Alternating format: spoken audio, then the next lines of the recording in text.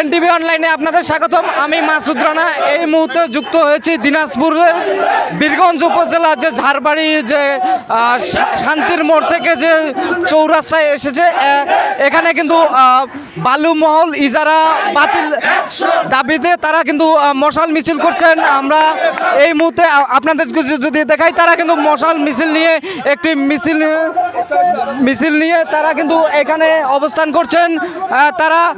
তারা বিভিন্ন স্লোগানে মুখরিত হয়েছে। তারা মশাল মিছিল যে আত্রাই নদীর ভাঙ্গন থেকে ফসলি জমি রক্ষা ও পথচারী চলাচল দুর্ভোগ পরিবেশ বান্ধব ঝাড়বাড়ি গড়ার লক্ষ্যে, সেই সঙ্গে ঝাড়বাড়িয়া বলদিয়াপাড়া বালুমহল ইজারা বাতিল করার দাবিতে তারা কিন্তু মিছিল করছে। আমি যদি একটু কথা বলতে চাই, আসলে আপনারা কেন এই মশাল মিছিল করছেন? আমরা মশাল মিছিল এটা অনেক দেরিতে এই কর্মসূচিটা দিয়েছি। আমরা ইতিপূর্বে অনেক সফট আন্দোলন করেছি। ডিসি মহোদয় আমাদেরকে আশ্বস্ত করেছেন অতি বিলম্বে আমাদের ইজারা বাতিল করার কথা। তিনি আমাদের বলেছেন যে আর কিছুদিন ওয়েট করতে হবে। আমরা দীর্ঘদিন ওয়েট করার পরেও এই ইজারা বাতিল না করার প্রতিবাদে আমরা আজকে এই মশাল মিছিল দিতে বাধ্য হয়েছি। আমরা চাই ডিসি মহোদয়ের সরাসরি হস্তক্ষেপের মাধ্যমে আজকের মধ্যেই প্রজ্ঞাপন জারি করে দিয়ে এই ইজারা বাতিল করতে হবে। আচ্ছা,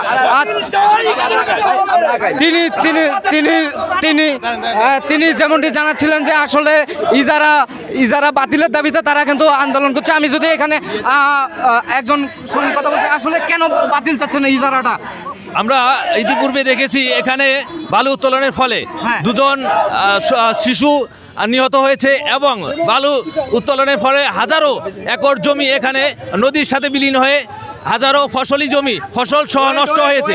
তাই আমরা দেখেছি, আপনারা জানেন যে এখানে বালু তেমন নাই বললেই চলে। তো বালু যেখানে নেই, এত টাকা দিয়ে ইজারা নেওয়ার ফলে দেখা যাচ্ছে অনেক বালু উত্তোলন করতে হবে, যার ফলশ্রুতিতে গভীরতা হবে অনেক বেশি। এই গভীরতায় যখন বন্যা আসবে, বন্যা আসার ফলশ্রুতিতে পাহাড়ি সহ ফসলি জমি অসংখ্য ভেঙে কৃষকের ফসলাদি নষ্ট হবে। এবং আমরা দেখতেছি ছোট একটা রাস্তা, যেখানে রাস্তা দিয়ে অবৈধ ড্রাম চলাচল করবে। অবৈধ ড্রাম চলাচল যখন করবে, দেখা যাচ্ছে অন্য কোনো গাড়ি পারাপার হতে পারে না। সে শিশুরা ছাত্ররা স্কুলে যেতে পারে না, ভোগান্তি শিকার হয়। তাই আমরা অবিলম্বে এই ইজারা বাতিল চাই। তিনি যেমনটি জানাচ্ছিলেন যে আসলে তারা ইজারা যদি বাতিল না করা হয় এবং সেই সঙ্গে তারা আরও বৃহৎ কর্মসূচি দিবেন। এবং সেই সঙ্গে আমি যদি আরেকটু আপনাদেরকে দেখাতে চাই যে আসলে তারা কিন্তু এই মশাল মিছিলটা নিয়ে ঝাড়বাড়ি বাজারে বিভিন্ন স্লোগানে মুখরিত করেছেন। মশাল মিছিলে তারা অংশ নিয়েছেন।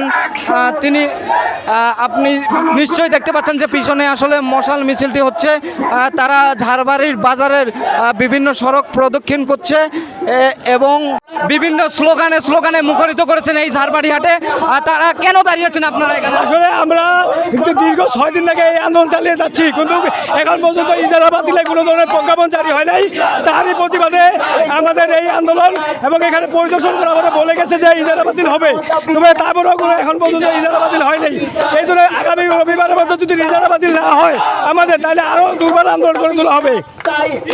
উনি যেমনটি বলছিলেন যে গত 4 দিন ধরে তারা কিন্তু বিভিন্ন আন্দোলন করছে। মার্চ ফর আত্রাই করেছেন, মানববন্ধন করেছেন। এই ইজারা বাতিলের দাবিতে তারা কিন্তু বিভিন্ন কয়েকদিন ধরে টানা কর্মসূচি দিয়ে আসছেন। তারা বলছেন যে তারা ফসলি জমি রক্ষার দাবিতে, সেই সঙ্গে নিরাপদ সড়ক যে চাই, নিরাপদ সড়কের দাবিতে তারা কিন্তু এখানে দাঁড়িয়েছে না। আমি যদি এখানে যাই, আপনাদের কি যৌক্তিক দাবিতে আপনারা? বিসমিল্লাহির রহমানির রহিম। আমাদের দাবি নিরাপদ সড়ক। 2 নম্বরে শান্তি চত্বর হইতে এই বাজারের সাথে 7টা শিক্ষা প্রতিষ্ঠান রয়েছে। এই শিক্ষা প্রতিষ্ঠানে আমাদের ছাত্রছাত্রী শান্তি মতো, ড্রাম গাড়ি চললে এখানে ছাত্রছাত্রী ঠিক মতো কোচিংয়ে যেতে পারে না, স্কুলে যেতে পারে না, তারা শান্তি মতো শিক্ষা প্রতিষ্ঠানে যেতে পারে না। এই দাবিতে আমরা ইজারা বাতিলের জন্য আমরা আন্দোলন করছি। এই আন্দোলন আমাদের মানতে হবে। উনি যেমনটি জানাচ্ছিলেন যে আসলে এই ঝাড়বাড়িতে 7টি শিক্ষা প্রতিষ্ঠান রয়েছে। তারা বলছেন যে যদি শিক্ষা প্রতিষ্ঠানগুলোকে বাঁচাতে তারা কিন্তু আমি যদি এই দিক থেকে একটু দেখা যে আসলে আপনি কেন এই মশাল মিছিলে যোগ দিয়েছেন? আমি মশাল মিছিলে যোগ দিয়েছি ঝাড়বাড়ি হাট যুব সমাজের সভাপতি হিসাবে, এবং আমার সংগঠনের শত শত সদস্য এই মশাল মিছিলে যোগ দিয়েছে। এলাকার পরিবেশ এবং হাজার হাজার একর ফসলি জমি রক্ষার তাগিদে গরিব দুঃখী কৃষক, আমি দেখেছি ইজারাদার রাত 1টায় এই জনগণের বিরুদ্ধে মিছিল করে এবং অর্ধেক ভাত খায় এবং অর্ধেক ভাত প্লেট ভর্তি তারা নষ্ট করে ফেলে। কৃষক না খেয়ে থাকবে আর তারা কোটি কোটি টাকা ইনকাম করে এলাকার ফসল জমি নষ্ট করে। তারা মানে 2-4 মণ মাংস নিয়ে তারা পিকনিক করে এবং ভাত এবং মাংস করে নষ্ট করে। আর আমি মনে করি যে এই গত 2 বছর আগে এনে 4-5টি তাজা প্রাণ ঝরে গেছে এবং এই 4-5টি তাজা প্রাণ তারা এখানে দিয়ে তারপরে আর তারা যদি বাদিয়া না হয়, আমাদের এখানে এনডিসি মহোদয় এসেছিল, আমরা বলে দিছি হয় আপোষে ইজারা বাতিল হবে, তা না হলে আমাদের বুকের উপর দিয়ে ট্রাম গাড়ি নিয়ে যে তারপরে বালু নিয়ে যেতে হবে। ধন্যবাদ। উনি যেমনটি জানাচ্ছিলেন যে আসলে 4 থেকে 5টি তাজা প্রাণ এখানে ঝরে গেছে এই বালু ইজারার কারণে। ফসলি জমি থেকে শুরু করে রাস্তাঘাট সহ এই যে ড্রাম ট্রাক চলাচলের কারণে তাদের যে বিভিন্ন সমস্যা হচ্ছে সেই সমস্যাগুলো কিন্তু তারা তুলে ধরেছেন এবং তারা বলছেন যে যদি অবিলম্বে এই ইজারা বাতিল না করা হয় তাহলে কিন্তু আমাদের লাশের উপর দিয়ে এই ড্রাম ট্রাক চলাচল করবে। ইজারা বাতিল করতেই হবে এবং সর্বশেষ তারা ডিসির কাছে গিয়ে তারা কিন্তু এই অভিযোগ জানিয়েছেন। আচ্ছা, হয়েছে। আসলে এখানে যারা মশাল মিছিল নিয়ে যাচ্ছেন, আমি যদি তাদের সঙ্গে একটু কথা বলার চেষ্টা করি। আসলে আপনি তো নিজেও একজন মশাল নিয়েছেন, মশাল নিয়ে কি বার্তা দিতে চাচ্ছেন? যে আসলে